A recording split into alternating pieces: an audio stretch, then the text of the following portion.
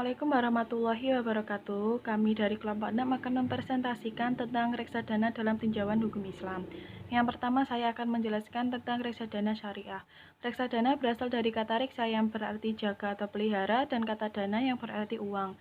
Jadi reksadana dapat diartikan sebagai kumpulan uang yang dipelihara.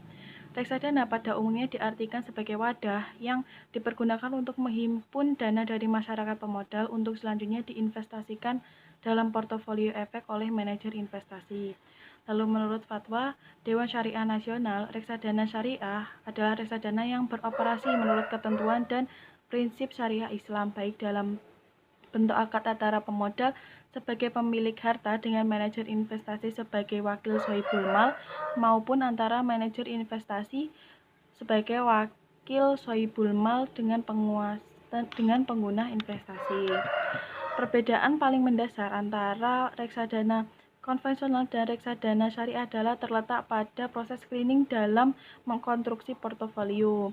Filterisasi menurut prinsip syariah adalah mengeluarkan saham-saham yang memiliki aktivitas haram seperti riba, horor, minuman keras, judi, daging babi, rokok, dan lain sebagainya yang berbau maksiat.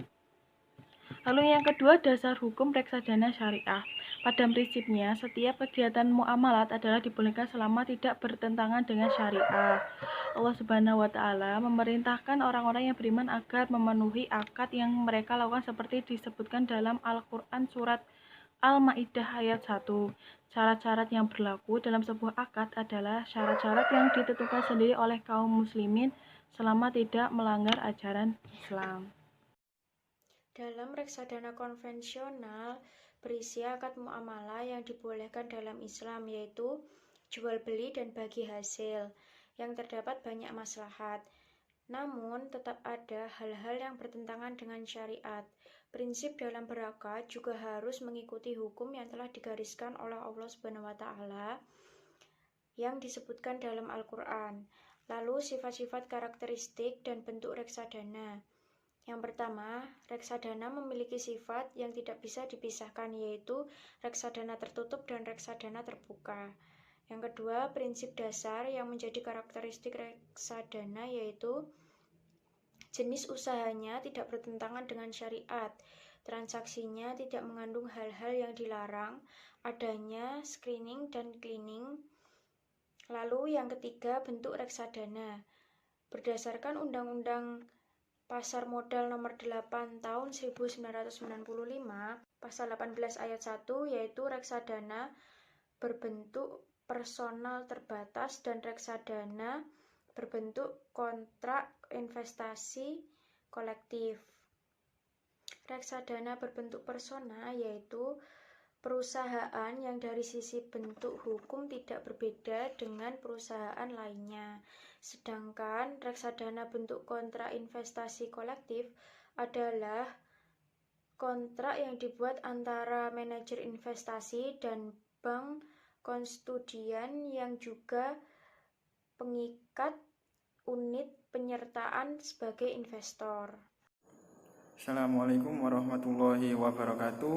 Di sini saya Muhammad Syauki akan melanjutkan menerangkan makalah yang berjudul reksadana dalam tinjauan hukum Islam.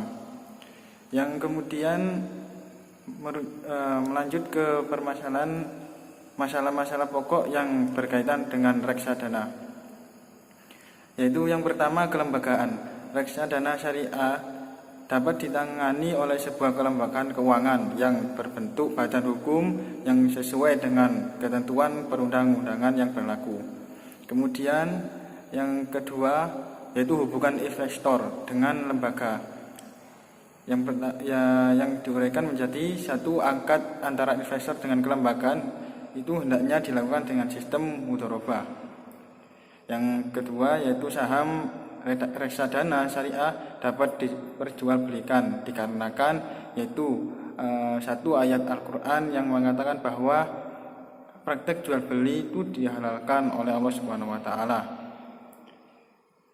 Yang berikutnya yaitu saham itu merupakan harta mal milik investor yang bisa dimanfaatkan dan diperjualbelikan.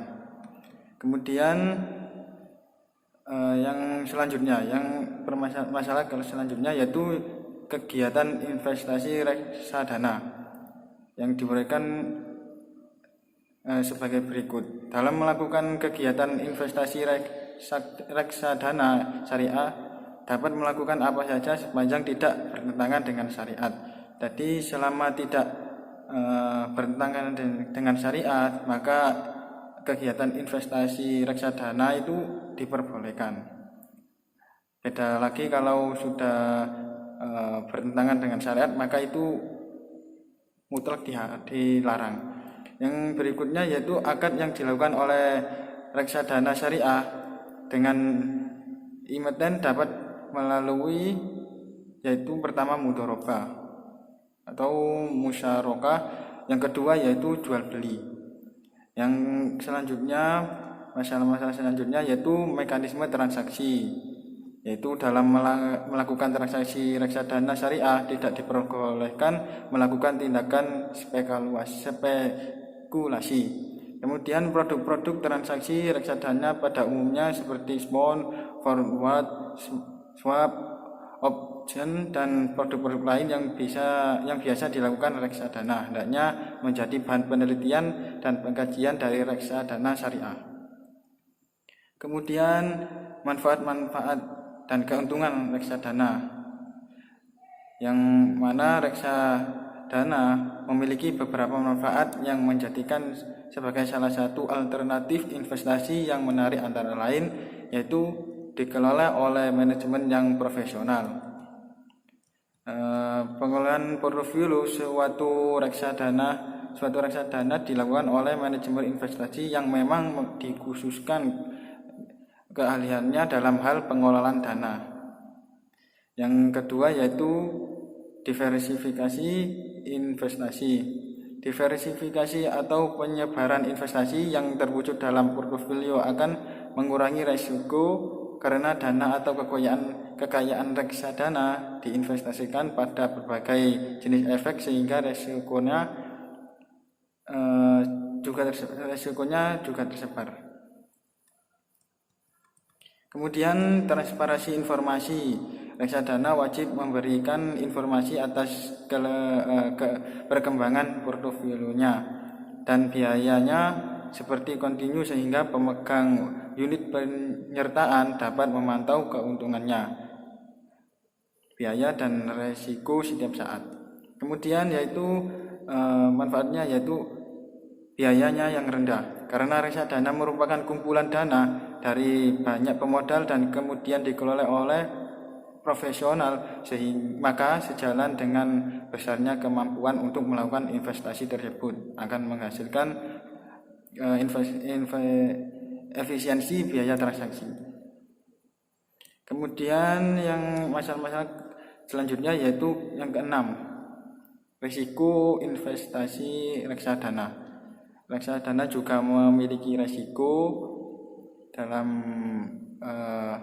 penggunaannya, yaitu untuk melakukan investasi reksadana, investor harus mengenal jenis-jenis risiko yang berpotensi timbul apabila membeli reksadana, yaitu antara lain yang pertama yaitu risiko berkurangnya nilai unit penyertaan, kedua risiko likuiditas, ketiga yaitu risiko politik dan ekonomi, keempat, risiko inflasi. Terjadinya inflasi akan menyebabkan menurunnya total pendapatan yang diterima dari penghasilan investasi. Dalam reksadana bisa jadi tidak dapat menutup kehilangan karena menurunnya daya beli.